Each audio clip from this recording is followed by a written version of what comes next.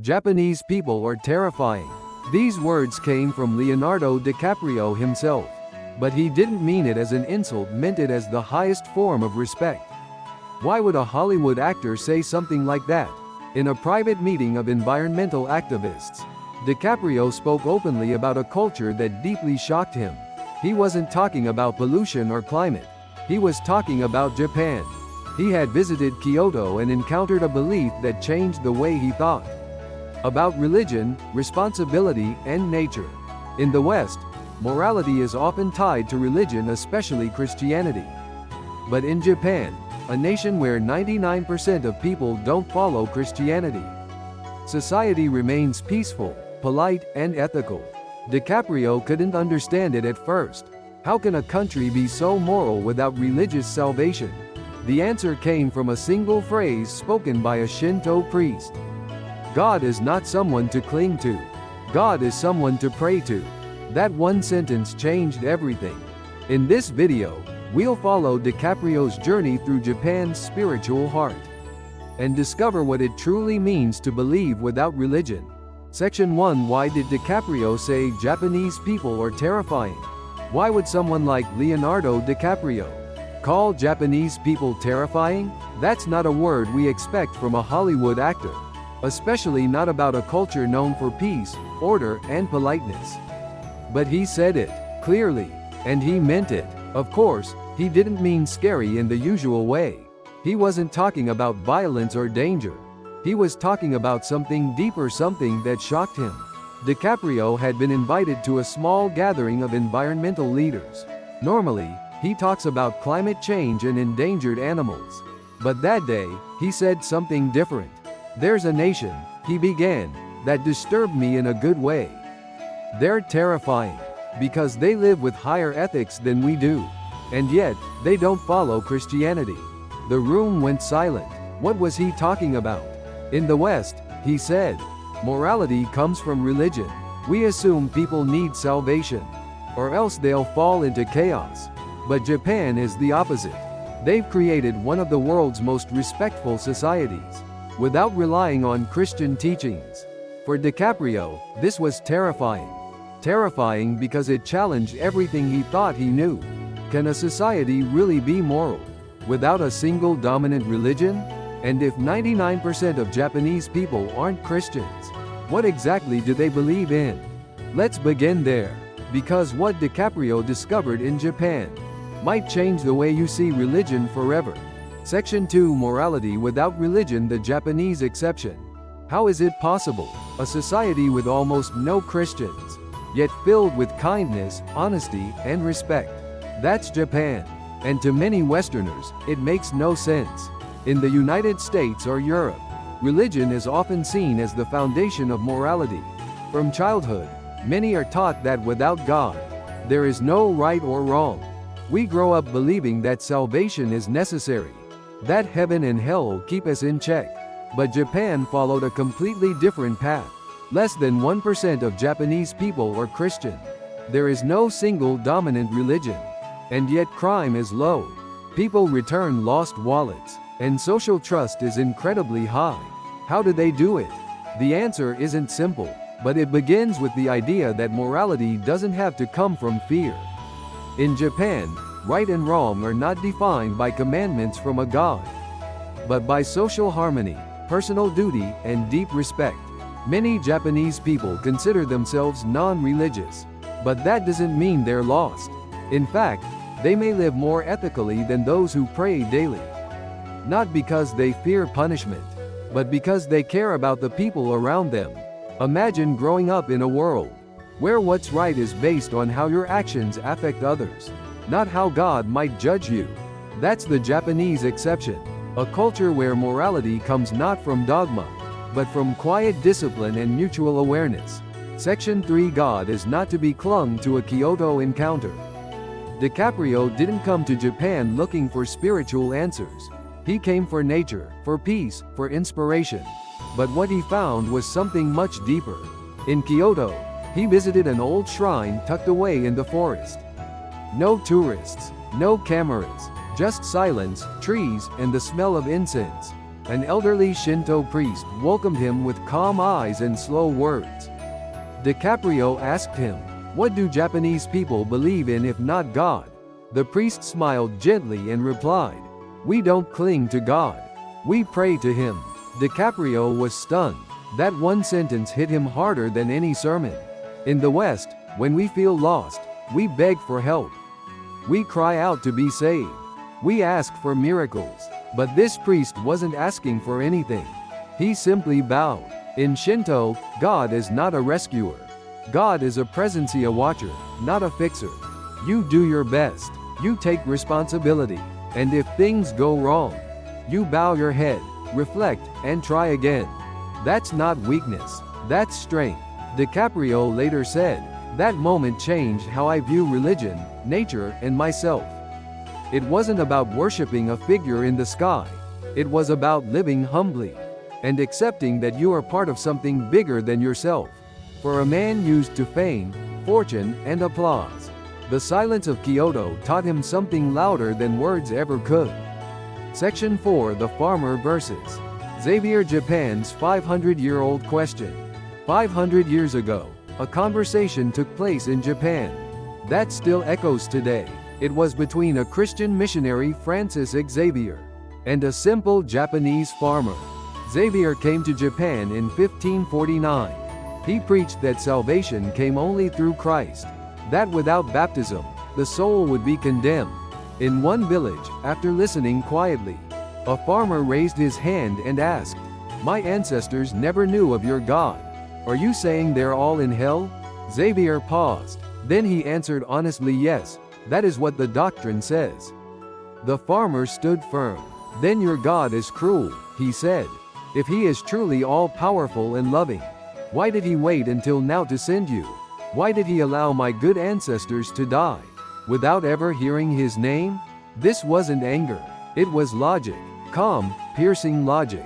And it shook Xavier. DiCaprio heard this story from a Shinto priest in Kyoto, and he couldn't stop thinking about it. One humble farmer had, centuries ago, pointed out a painful contradiction. If salvation is real, why isn't it fair? If a religion damns the innocent by default, can it still be called just? This one question, asked 500 years ago, is still relevant today. We argue over faith, culture, and truth. But maybe, what we need, is the courage to ask simple, honest questions, like that farmer once did. Section 5: Hidden Intentions. Why Japan Rejected Missionaries. When Japan rejected Christianity in the 16th century, many Westerners saw it as ignorance or even intolerance. But the truth was far more strategic. Toyotomi Hideyoshi, one of Japan's greatest warlords, didn't just see missionaries as men of faith. He saw them as the front line of foreign control. By the late 1500s, Spain and Portugal had already colonized parts of Asia and Latin America, and in many cases, missionaries arrived first. They preached love and salvation, but behind them came merchants and then soldiers. Hideyoshi noticed a pattern. Wherever Christianity spread, foreign flags soon followed. So in 1587, he issued the edict to expel the missionaries. Not because he hated religion, but because he wanted to protect Japan. That's not a rejection of faith. It's a defense of sovereignty. DiCaprio later reflected on this. Japan didn't just say no to Christianity. They said no to being conquered. In a time when colonization was spreading like wildfire, Japan was one of the few nations that kept its independence. And much of that came from its ability to read between the lines. Behind the message of peace, they saw the machinery of empire. Behind salvation, they saw submission. Japan didn't reject religion. It rejected control. That insight, DiCaprio said, made me see how spiritual identity can be used and misused in a global scale. What looked like fear was actually foresight. Section 6: Nature as Divinity. What Yayorozu taught DiCaprio. What if every rock, every river, every tree was sacred? Can you imagine seeing divinity in wind, rain, and fire? That's the world DiCaprio discovered through the Japanese idea of Yayorozu no Kami. In Shinto belief, there isn't just one God. There are 8 million, not literally, but symbolically, meaning that divinity exists in all things. A mountain isn't just a mountain. It's a presence, a being. The wind isn't just air. It's spirit. This shook DiCaprio's view of the world. In the West, nature is often something to be controlled. We build, we tame, we extract. But in Japan, nature is something to bow to, something to live with, not rule over. One Shinto priest told him, "We don't worship nature because it's useful. We honor it because it exists." That blew DiCaprio's mind. In a world facing climate crisis, can this ancient view help us heal? What if the problem isn't just pollution, but perspective? Do we see the earth as sacred, or just as a resource? DiCaprio began to wonder, maybe environmentalism isn't just about laws and science. Maybe it's about spirit. Maybe the key isn't fixing the planet, but fixing how we see it. In Japan, he found no commandment carved in stone, but he did find reverence, and that might be even more powerful. Section 7, Non-Religious Yet Spiritual, the Japanese Paradox. How can a country be deeply spiritual and still call itself non-religious? That's the Japanese paradox, and it puzzled DiCaprio deeply. In the West, you're either something: Christian, Muslim, Jewish, atheist. Labels define you. But in Japan, things are different. Most people say they are Mashukyonin religious, yet they visit shrines. They pray at funerals. They bow before altars. They follow rituals without calling them religion. DiCaprio noticed something odd. A couple might have a Christian-style wedding, then hold a Buddhist funeral, and visit a Shinto shrine on New Year's. Isn't that a contradiction? Not in Japan. Because for many Japanese, religion isn't about believing in one God. It's about living with grace, with respect, with balance. One monk told DiCaprio, "We don't ask what God you follow. We ask how you live." That hit him hard. In Japan, spirituality flows through daily life. It's not shouted. It's whispered. It's in the way shoes are taken off at the door, the way people bow before eating, the way silence is used, not feared. DiCaprio realized, maybe it's not about religion versus no religion. Maybe it's about living with awareness. In a world obsessed with definitions, Japan chose fluidity, and somehow, that quiet, flexible approach carries a deep, unshakable strength. Section 8, From Salvation to Self-Reliance, Eastern versus Western Faith. In many Western religions, salvation is everything. You are saved by grace. You are forgiven by faith. The message is powerful. Trust in God, and you will be saved. But what happens when you remove that promise? In Japan, there is no original sin. No heaven or hell in the traditional sense. No single savior to believe in. Instead, there is responsibility. You must live well, not because you fear judgment, but because it's the right thing to do. That's a different kind of strength. DiCaprio said he was stunned by this contrast. In the West, we often turn to God when we're broken. But in Japan, people turn inward. A priest in Kyoto told him, "We don't ask God to fix our lives. We ask ourselves to live better." That shook him. Is it harder to live without a divine safety net? Or is it more empowering? What does it mean to be good if no one is watching? In Japan, moral behavior is not about reward. It's about self-respect. You bow before a shrine, not to ask but to thank. You act with integrity, even when no one will ever notice. This isn't about fear. It's about inner discipline. And maybe, DiCaprio realized, true faith doesn't begin with being saved. It begins with taking responsibility. Section 9, Spirituality as Environmental Wisdom.